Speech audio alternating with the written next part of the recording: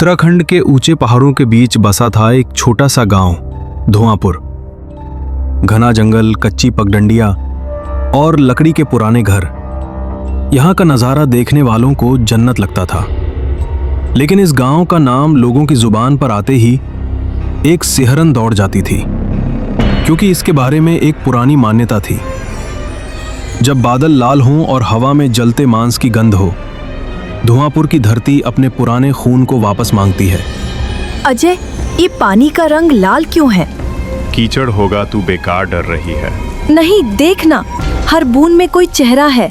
अजय हंसने की कोशिश करता, लेकिन रीना की आंखों का डर देखकर उसके होंठ सख्त हो गए।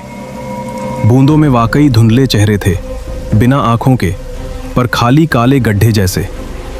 गांव में लोग दरवाजे बंद कर चुके थे, जैसे उन्हें पहले से पता हो कि क्या आने वाला है। चल, यहाँ से चलते हैं, ये जगह मुझे पसंद नहीं आ रही। और अगर ये चेहरे हमारा पीछा करे तो? बाजार से लौटते वक्त हवा में सड़े मांस जैसी गंध फैल रही थी। पहली बारिश की धारा में लाल झाग उठ रहा था। अचानक दूर मंदिर की घंटी अपने आप बजने लगी, जबकि मंदिर पिछले 20 साल से बंद था। अजय, तूने सुना? हाँ, पर यहाँ कोई नहीं है। फिर ये आवाज। घर पहुंचते ही दोनों ने दरवाजा अंदर से बंद किया। बारिश की आवाज अब बदल चुकी थी, जैसे कोई नाखूनों से खिड़कियों को कुरेद रहा हो। अजय ने खिड़की से झांका और जम गया। हर बूंद में चेहरा, और हर चेहरा बुदबुदा रहा था। आओ।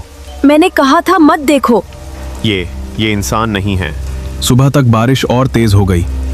अजय ने गांव के सबसे बुजुर्ग बाबा रघुनाथ के पास जाने का फैसला किया। कच्ची गलियों से गुजरते हुए दोनों ने देखा, हर घर की चौखट पर नींबू मिर्च लटकी थी, पर सभी काली हो चुकी थीं। तुम दोनों को यहाँ नहीं आना चाहिए था। क्यों? क्या हो रहा है इस गांव में? ये खून की बारिश है, 100 साल पुराने पाप का बदला। बाबा ने बताया, 100 साल पहले पहाड़ी पर एक गांव जिंदा जला दिया गया था। लोगों की चीखें और खून इस मिट्टी में समा गया। अब हर 100वें साल इसी दिन जब बारिश होती है, वो खून बूंदों में बदलकर वापस आता है, अपने हकदार लेने। तो ये चेहरे मरे हुए लोगों के हैं? हाँ, और जो इनके हाथ लग गया वो भी इनका हो जाएगा। उसी वक्त गांव के बीचों बीच एक चीख गूंजी। एक लड़का बीच सड़क पर खड़ा था। उसकी आंखें सफेद और मुंह से लाल पानी बह रहा था। अगले ही पल उसका शरीर टूटकर धड़ाम से गिर पड़ा। अजय, हमें निकलना होगा।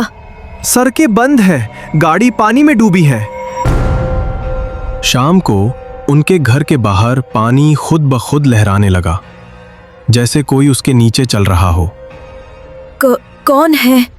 मुझे अंदर आने दो, ठंड लग रही है। अजय ने पहचान लिया, ये उसी मरे हुए लड़के की आवाज थी। दस्तक बढ़ती गई, फिर खिड़की पर 2 काले हाथ चिपक गए। पानी की बूंदें अंदर टपकने लगीं, लेकिन वो पानी नहीं, खून था। पीछे हटो रीना। ये हमें लेने आए हैं। रात के 12 बजते ही गांव की हर बत्ती गुल हो गई। सिर्फ लाल पानी और अंधेरा। बूंदों के बीच से रोने, चीखने और हंसने की आवाजें आने लगीं। अजय, कुछ ऊपर आ रहा है। छत पर चलो, जल्दी। छत पर पहुंचकर उन्होंने देखा, पूरा गांव लाल पानी में डूबा था। पानी की सतह पर सैकड़ों चेहरे तैर रहे थे। सब एक साथ उन्हें घूर रहे थे। ये हमें ही देख रहे हैं और इंतजार कर रहे हैं कि हम कूदें। बाबा रघुनाथ ने एक और राज बताया। ये बारिश तभी रुक सकती है जब कोई जिंदा इंसान खुद पानी में उतरकर इन आत्माओं का हिस्सा बन जाए।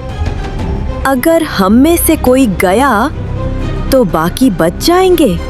हाँ, पर मैं तुम्हें जाने नहीं दूंगा। कुछ पल की चुप्पी के बाद रीना ने अजय का हाथ थामा। उसकी आंखों में आंसू थे, लेकिन होठों पर हल्की मुस्कान। तुम जाओगे तो मैं नहीं रह पाऊंगी, इसलिए ये मैं करूंगी। नहीं रीना, प्लीज। रीना ने धीरे से अजय का हाथ छोड़ा और छत से लाल पानी में कूद गई। चेहरे उसकी ओर बढ़े और एक ही पल में वो गायब हो गई।